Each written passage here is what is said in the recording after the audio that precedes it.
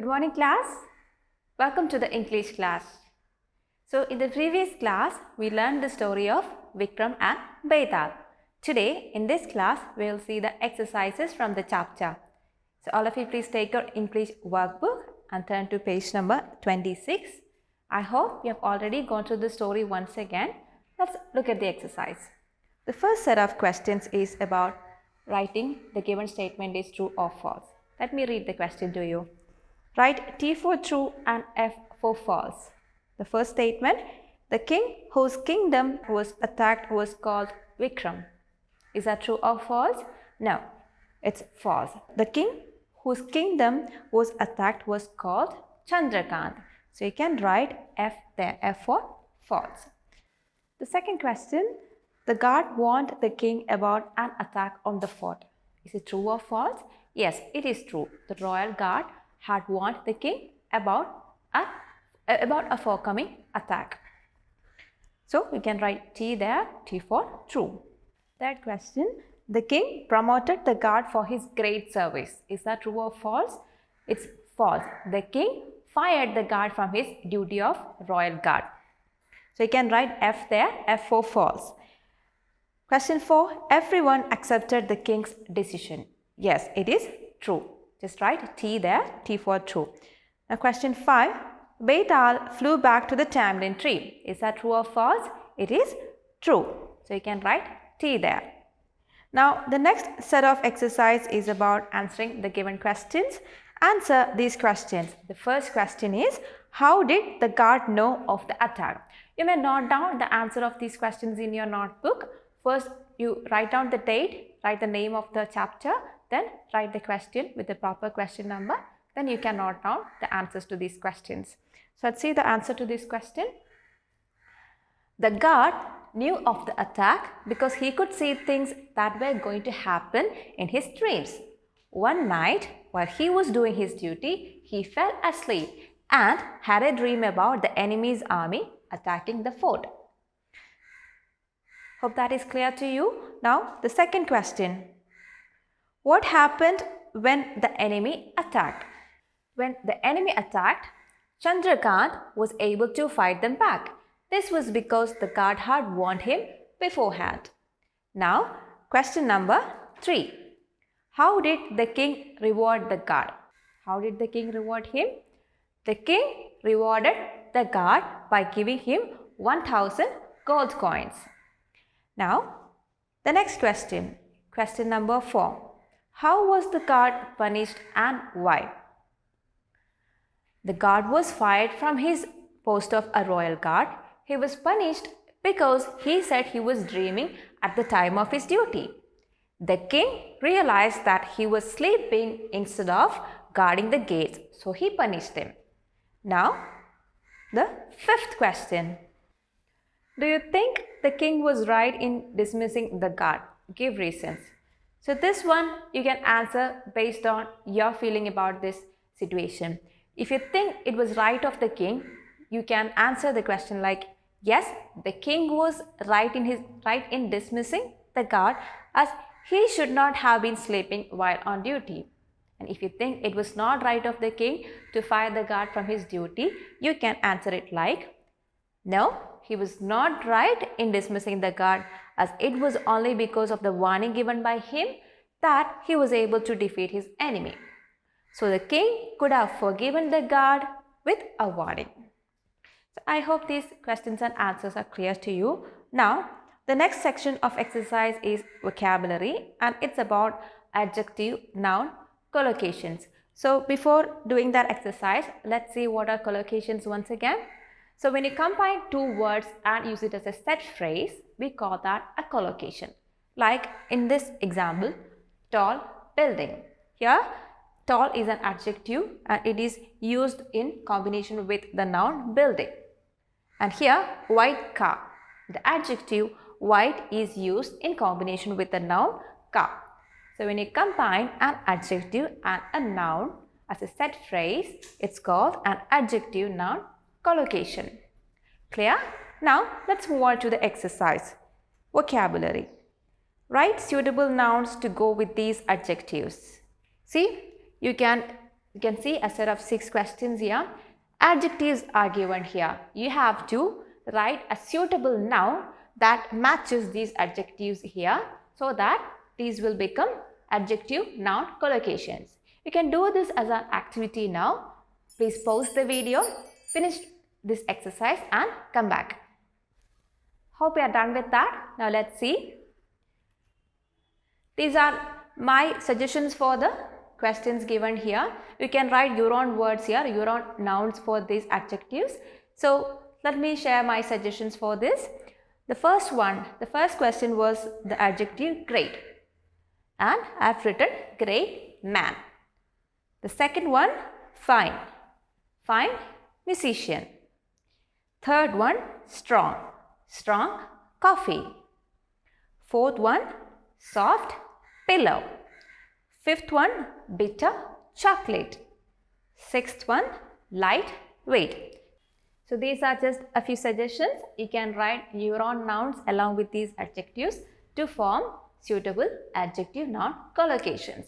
Now let's move on to the next set of exercise, and it's about synonyms and antonyms.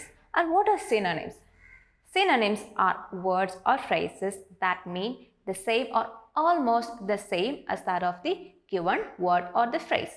For example, the word hot. Hot means warm.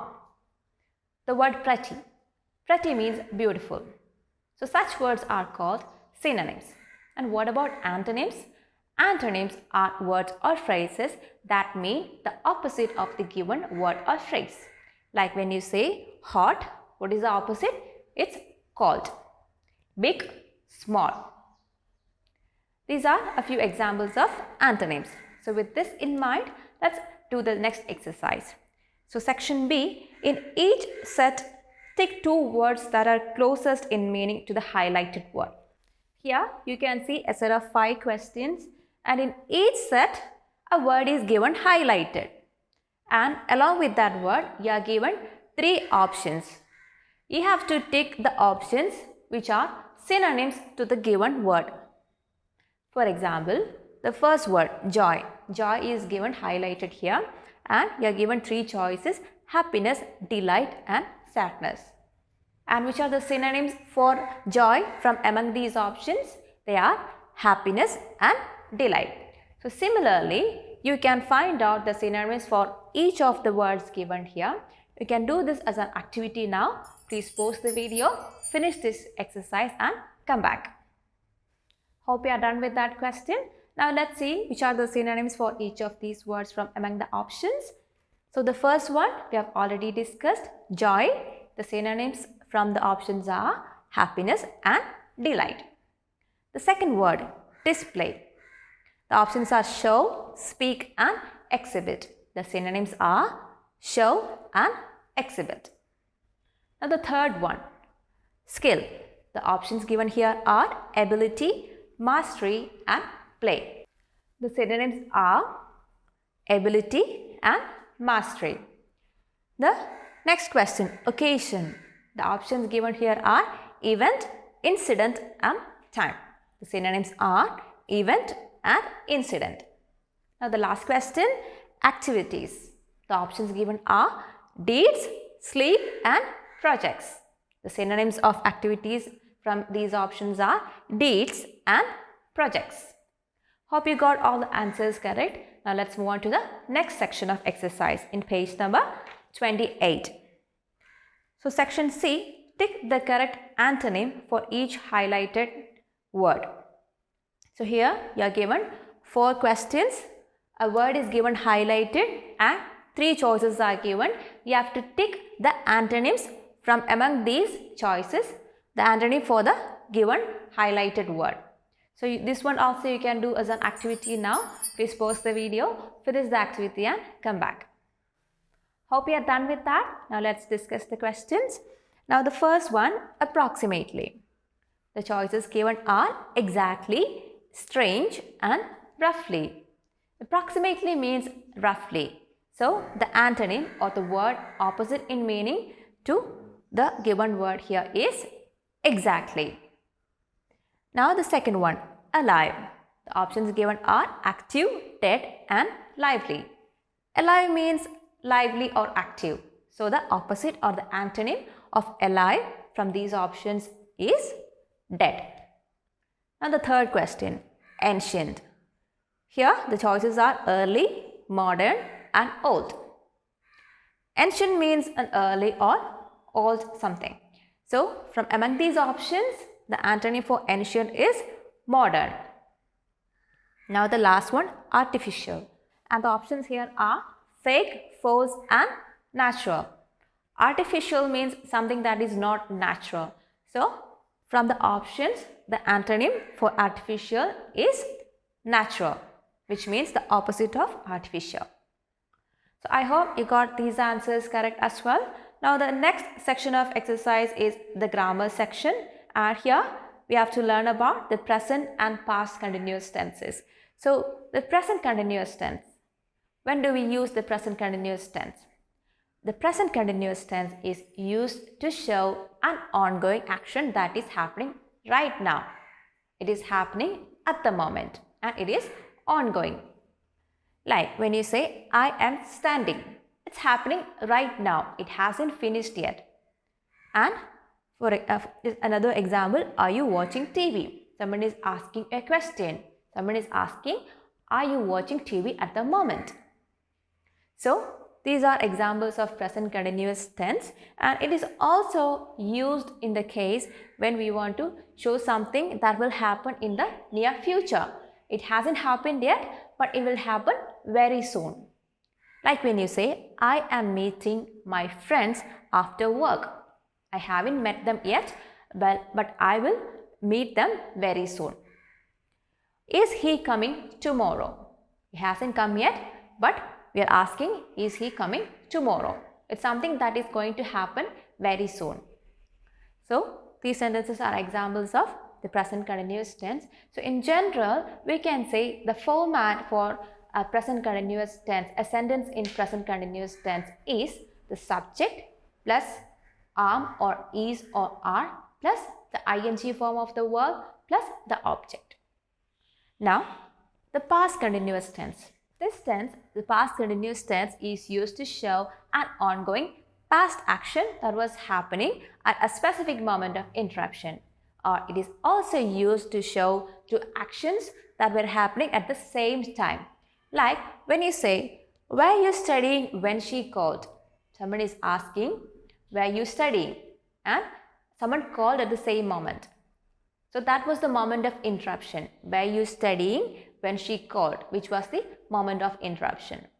And here is another example. Yesterday at this time, I was sitting at my desk at work. So it was something that was ongoing in the past. Yesterday at that moment, that particular moment of interruption, I was sitting at my desk at work. So these are examples of sentences in past continuous tense. So and in general, the general format for a sentence in past continuous tense is the subject plus was or were plus the ing form of the verb plus the object. Now, with these things in mind, let's move on to the next exercise, which is in page number 28. Grammar. Fill in the blanks with the present continuous form of the verbs given in the box. So you are given a box with a few verbs there. And you are given 8 questions below that. You have to choose the correct verb from among these options and use the verb in present continuous form to fill up these sentences. You can do this as an activity now. Please pause the video, finish the activity and come back. Hope you are done with that question. Now let's discuss each question one by one. The first one, grandma is dash a sweater for me. So the suitable verb from among the choices is knit. So when knit is used in present continuous form, the sentence would be grandma is knitting a sweater for me. Second one, father is dash a magazine. So from the options, the correct verb would be read. In present continuous form, it would be father is reading a magazine. Let's see the third one. Mother is dash flowers in a vase. Mother is arranging flowers in a vase. Is arranging, which is the present continuous form of the verb arrange. Now the fourth question, Rupa is dash cartoon shows on television. Rupa is watching cartoon shows on television. Is watching from the verb watch. Now fifth one, Shivam is dash the decoration pieces. Shivam is polishing the decoration pieces. Is polishing. Now sixth one, Mukesh is dash samosas to everyone. Mukesh is serving samosas to everyone. 7. Rohini is dash her English homework. Rohini is doing her English homework. Grandpa is dash tea. Grandpa is drinking tea. So I hope you got all the answers correct. Now the next section, section B, fill in the blanks with the past continuous form of the verbs given in the box. Here also you are given a few options and 5 sentences are given here. So from the choices given here, you have to pick up the correct verb and use that in past continuous form to fill up the sentences given in the exercise. So you do this as an activity now. Pause the video, finish it and come back. Hope you are done with that exercise. Now let's see each question one by one. The first one, mother was dash flowers from the garden when the bell rang. And the correct verb in past continuous form will be, mother was picking flowers from the garden when the bell rang. Was picking, which is the past continuous form of pick. Now the second one, Reena was sleeping when mother was in the garden. Third one, Rihan was cleaning his room when his friend arrived. Fourth one, Nitin was talking to grandpa while sipping on some juice when the guests arrived. Fifth one, grandma was sewing a dress for Reena when their puppy ran away with the spool of thread. Hope you got all the answers correct. Now the next section, section C, rewrite the following sentences in the past continuous tense. One has been done for you. The first question, they watched the parade on Friday. And here the sentence is given in past tense or simple past tense form. You have to rewrite the given sentence in past continuous form. So first you have to identify the verb in the given sentence. The given sentence, the verb in the given sentence, the verb is watched, which is in simple past tense form. The root verb or the base verb of watched is watch. So you have to change this watch to the past continuous form. So it would be was watching or were watching depending upon the subject in the sentence. Here the subject is they, which is plural. So it should be they were watching the parade on Friday. So similarly, you have to complete all the rest of the questions in the exercise. Do this as an activity. Please pause the video, finish it and come back. Hope you are done with that exercise. Now let's see the questions one by one. The second question, I made a poster for the Deepavali Mela. So the sentence changed to past continuous tense will be, I was making a poster for the Deepavali Mela. The verb here is made, the base verb is make. So when you change that to past continuous form, it would be was making or were making. And the subject here is I, which is singular, first person. You should be writing I was making. Now the third question, the dog barked at the stranger. Let's see how we can rewrite that. The dog was barking at the stranger. Now the next one, the spider spun a web of silk. Spun is the past tense of spin. So the correct sentence in past continuous tense will be, the spider was spinning a web of silk. Now the fifth question, we talked with our new neighbor. We were talking with a new neighbor. Talked, talk, was talking or were talking. Subject is we, which is plural. So it is we were talking with a new neighbor. Now the last one, it rained last night. It was raining last night. So I hope you got all the sentences correct. Now the next set of exercise is punctuation, and it's about using capital letter, full stop and comma wherever necessary. So you have to complete 6 sentences with the correct punctuation in this exercise. You can pause the video, finish this activity and come back. Hope you are done with that. Now let's see each question one by one. The first one, Jenny spent her summer holidays in Dehradun. So Jenny, which is a name, you always start a name with a capital letter. So J is capitalized here. Jenny spent her summer holidays in Dehradun. Dehradun is the name of a place. You write the name of, you start a name of a place with a capital letter. So D is capitalized, and when you end a sentence, you have to put a full stop. So J is capitalized, D is capitalized, and there is a full stop at the end of the sentence. Now the next one, I plan to take swimming lessons from Sunday. I, the beginning of the sentence, and you have to capitalize I. I plan to take swimming lessons from Sunday, the name of a day. So S is capitalized and there is a full stop at the end of the sentence. Now the third question, Rahul, Meghna, James and I went to the museum yesterday. See, there are 3 names you can see here. You have to separate each of the names with comma in between them, and you have to start every name with a capital letter. So R is capitalized in Rahul, M is capitalized in Meghna and J is capitalized in James, and a comma in between each of these names to separate them. Rahul, Meghna, James and I. Wherever you use the word I, it is always written capitalized. So I is capitalized. Rahul, Meghna, James and I went to the museum yesterday. The sentence ends at yesterday, so you put a full stop at the end of the sentence. So I hope you got these sentences correct. Now the next 3 sentences. Fourth one, May, June and July are the hottest months of the year. These are the names of months.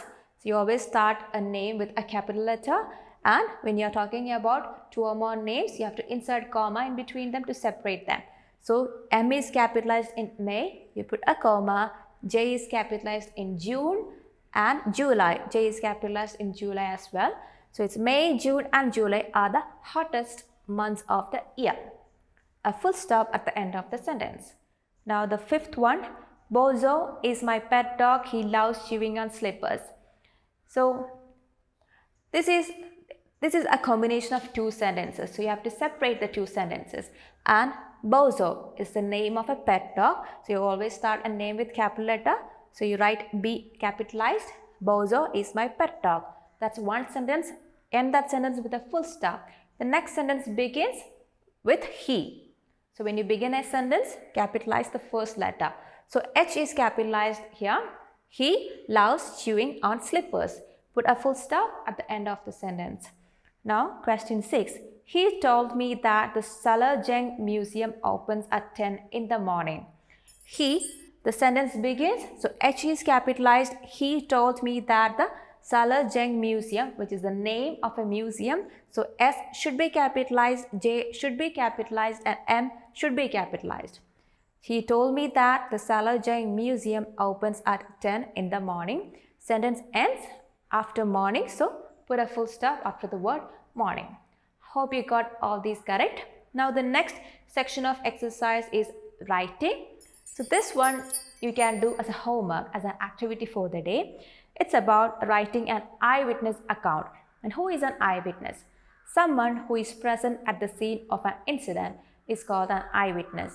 And someone who can give a description about the incident. That person is called an eyewitness. An account means a description. So if you are present at a scene of an incident and if you can give a description about it, you'll be called an eyewitness of that incident. So in this exercise, you have to imagine you had seen a cricket match with your friends in your school playground. Write about the match. You can include details like how you felt when the player hits the first 6 or the first wicket fell. So you are asked to imagine that you were present as an eyewitness in the stadium watching this cricket match, the whole match, and you have to write an account or description about this match. And you can include the details such as who won the toss, who decided to bat first, who is the opening batsman, and how did you feel when the player hit the first 6 or 4, or when the first wicket fell, and who won the match. You can include details such as this and write the eyewitness account. This one you can do as a homework. Once you are done with that, you can take a picture and send us through Teams. So children, I hope you are clear with the chapter and the exercises from the chapter. That's all for the day. We'll meet in the next class with a new chapter. Till then, bye.